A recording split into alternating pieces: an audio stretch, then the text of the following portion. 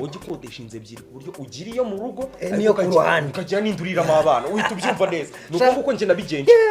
ubu mudamu wanjye ntabazi ngo nagiye he ntabazi ngo dore nahamba nibere buryo cyagiye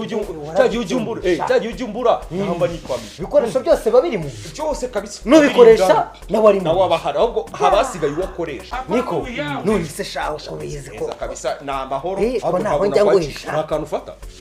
oya buretse ngiye kimaze mubwira ikingenza wenda waza no kugira mu urumva erega n'amasaha yanjyanye nibyo nakubwiraga niki urumva rero mfite ikibazo urabizora umuvandimwe nyagisoro avugana n'umuntu ufite ibibazo nawe uvuga nkawe noneho reka none mbikunda umva nundi namadakika urabizi namadakika sinarenza amasaha 2 babarira unza ahantu ho kubamereje aze waranze amasaha 2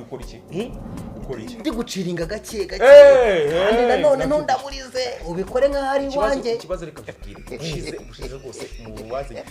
wazanye ndambiye kujya nirirwa nkutiza kwambira ngo nizi uyu munsi nizi umuntu wazanye hano rwose yankoreye ibintu bitabaho niba ari yanyweye imisuru sinzi ibintu